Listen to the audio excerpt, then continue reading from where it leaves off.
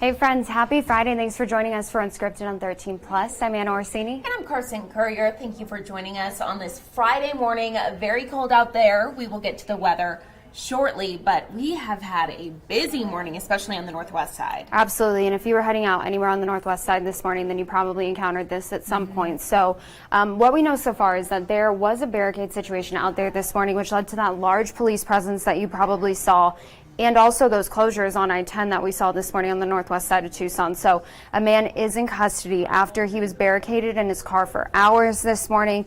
Again, portions of I-10 had to be closed in Miranda near Cortaro Farms Road.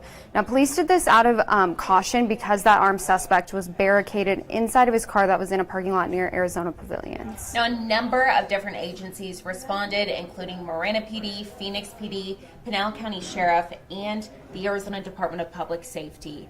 Now, we know this caused a lot of slowdown. We will get to that here shortly, but this actually first started in Phoenix. That's why Phoenix PD was also involved. According to Phoenix police, they responded to a shooting around 2 o'clock this morning at a home in West Phoenix. Authorities said the suspect shot his children's mother and her boyfriend. The boyfriend was okay, but the woman is in critical condition.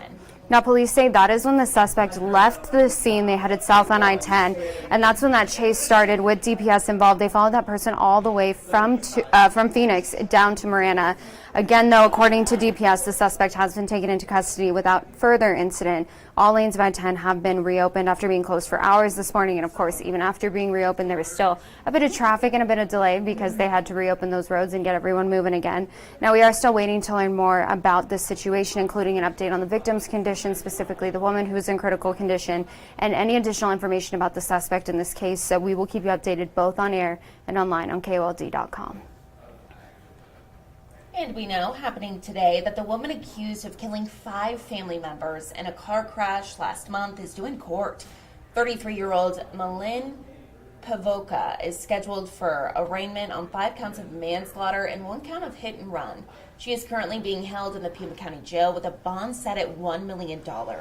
Now, court documents say that Pavoka had been speeding and driving erratically, using the shoulder of the road to pass cars before she ran a red light at the intersection of Ajo. Detectives say that she did admit that she was driving when her car hit an SUV, and that SUV unfortunately caught fire again, killing 5 family members inside of that car. Again, her arraignment is expected for today. We will keep you updated with any developments on this on air and online. And of course, the election. Woo! You know, not over yet. Counting ballots here in Arizona. So, okay, we're going to do this the easiest way we know how. I'm going to try to stretch this out, point it towards me, move this way so you guys can get a better look here. Oh, goodness, here. Let's see. Okay, there you go. Oh, we can also move some of these down. I feel like these are live TV, friends.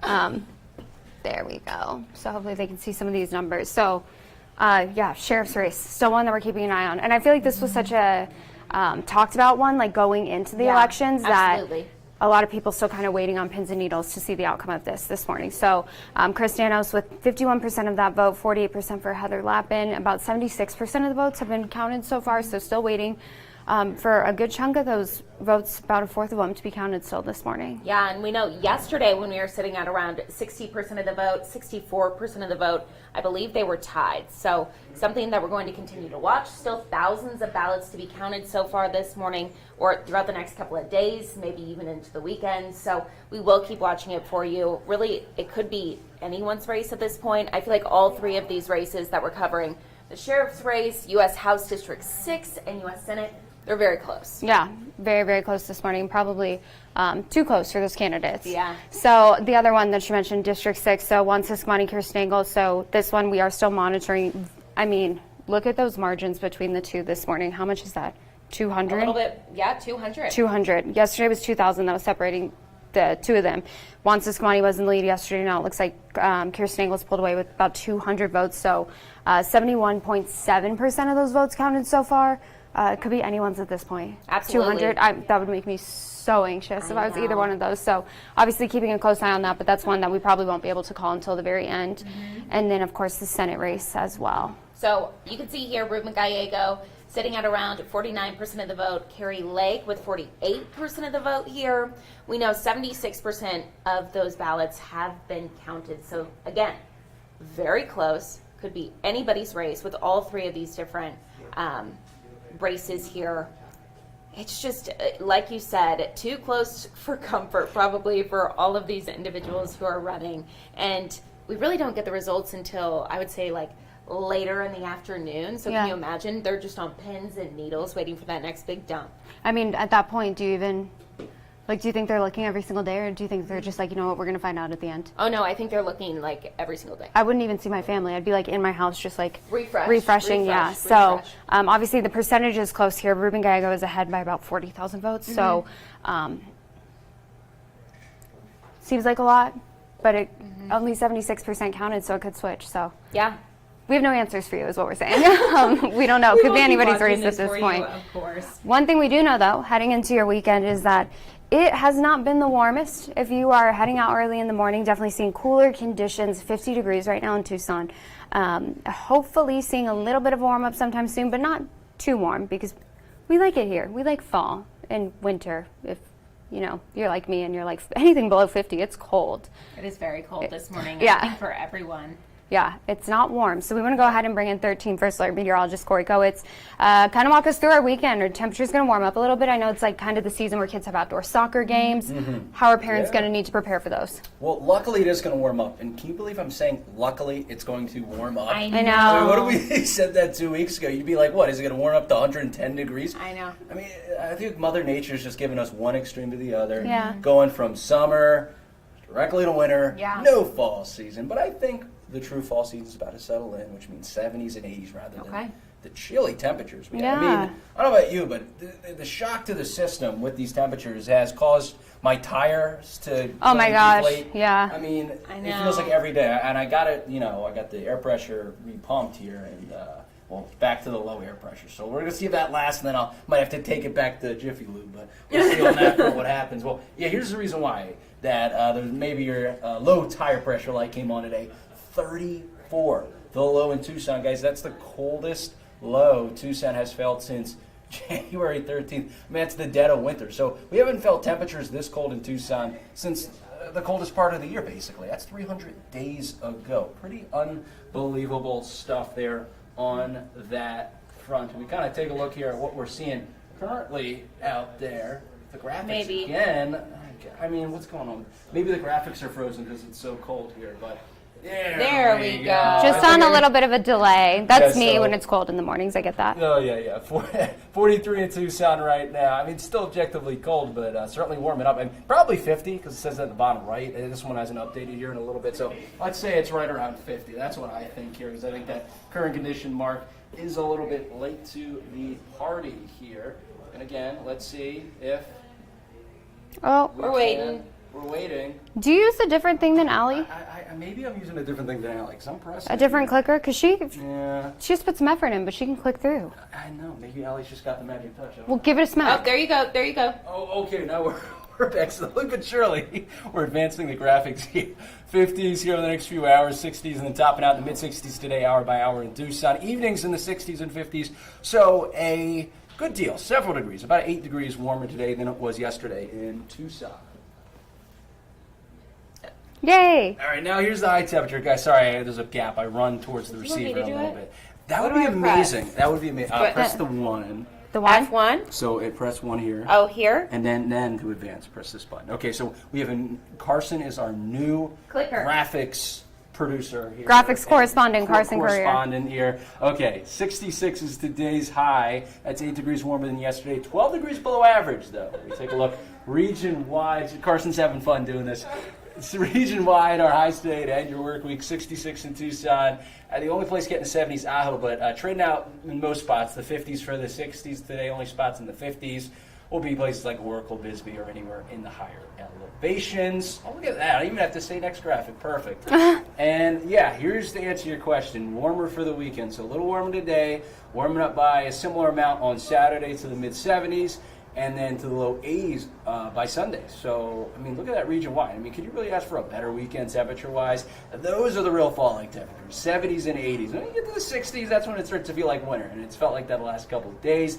Also, another thing going on this weekend, the Dusk Music Festival. Here's your forecast through tomorrow. It's going on from 2 to 11. Pretty nice temperature-wise in the 70s, but they get a little chilly by the back end of the event there, 60s and 50s. So I definitely bring a second layer there to keep you warm. And your 13, first look 7-day forecast, showing temperatures warming up through Sunday, and then Sunday on through next week, kind of staying right around the low to mid 80s, which is a really nice temperature slot to be in because it's too cold. I mean, Yeah. Mother Nature just can't do anything right, I guess. I know. Honestly, this next 7-day, though, this looks great. Oh, it does. This is my type of a 7-day. I mean, I'd say Saturday through Thursday is kind of like, I mean, Yeah, perfect. there you go. Using the P word here. Oh. Be able to use that one. Perfect. Ooh. Yes. We will take it. Okay. Thank you, Corey. Perfect. Yep. Thank you, Corey. And if you're looking at that 7-day and you're like, that looks a little too warm for me, and you just want full-blown winter, well, we have some good news for all of you, especially you skiers and snowboarders, because the Arizona Snowball is opening today. So it is actually opening 2 whole weeks earlier than originally planned, making it the earliest that Snowball has opened in its 86-year history. So we know it's been snowing on and off the mountain for the last couple days, and although the fresh snow and upper trails look good, there's still a lot of work here. Snowball officials say their snowmakers have been on since October 18th because the cold temperatures have really helped the snow stick. 5 trails and 1 lift will be open today, and after a long season last year, employees are ready for opening day. The ski park also has a brand new Aspen lift this year, expanding beginner terrain. It will open later this season. Looks like a winter wonderland Yeah, it looks pretty good. for Arizona. Yeah, for Arizona. That's what Fair. I was going to say. Okay, Yeah, as perfect. somebody who grew up in Colorado, I was like, wow, 5 trails. But I mean, you take what you can get in Arizona. And the fact that you can ski in Arizona is incredible. Isn't it awesome? Yeah, it's really cool. So, yeah, if you're heading up there this weekend, let us know. Send some pictures. Show us the snow. But something else that's happening this weekend, as Corey just mentioned, is the Dusk Music Festival. So it kicks off tomorrow in downtown Tucson, whether you plan to go or not. There will be some road closures and restrictions that you will have to know about. And we do have those up on our website. But you can expect just the same fun, vibrant atmosphere that they've had in the past years, along with some new surprises. There's also really good lineup. I was looking at it and I was like, wow. Oh yeah, in college. This is like, they really market this to the I college bet. kids. Yeah. So when I was in college, I think I went my sophomore year. But yeah, it looks fun out there. It's like Tucson's own little Lollapalooza. Exactly. So we know this weekend, the Dusk Music Festival will welcome 7,500 guests each day, with more than 20 artists taking the stage. Wow. But the festival isn't just for ticket holders. Organizers have created a special viewing area where anyone can go and enjoy the performances free of charge. So if you don't have any plans this weekend, that would be something fun. With these new additions in the concert lineup, organizers are confident this will be their most successful year to date. But keep in mind with some of those road closures and traffic there because of the music festival, they do recommend ride sharing options just to get downtown. We have more information on the festival and some of the road closures up on our website. And don't forget that as we head into the weekend, of course, tracking some of those races in Arizona election and local elections, but also just kind of keeping an eye on some of the fun events happening this weekend. You can always join us right here on our 13 Plus streaming desk. You can watch Unscripted on 13 Plus weekdays, as well at 9:30. You can also watch us on Android TV, YouTube TV, Apple TV, Amazon Fire TV, and Roku. Or just go to our website, kold.com/livestream. Click channel 2 for live late breaking. What is it? Live local late breaking. There you go. Oh my goodness, my brain just went. Shoo. You've probably said it so many times this morning. I really You know when have. you say a word too much and you're like, that doesn't sound like a real word anymore? Exactly. Same thing. Exactly. Same principle. Also a fun fact, if you just go to our website, kold.com, at the top of our website, we have all of the race results. So you could just track it there. Absolutely. So head on over to our website, kold.com. Have a great rest of your Friday. We will see you back here Monday morning. Thanks for watching. Stay warm, everyone. Have a great day.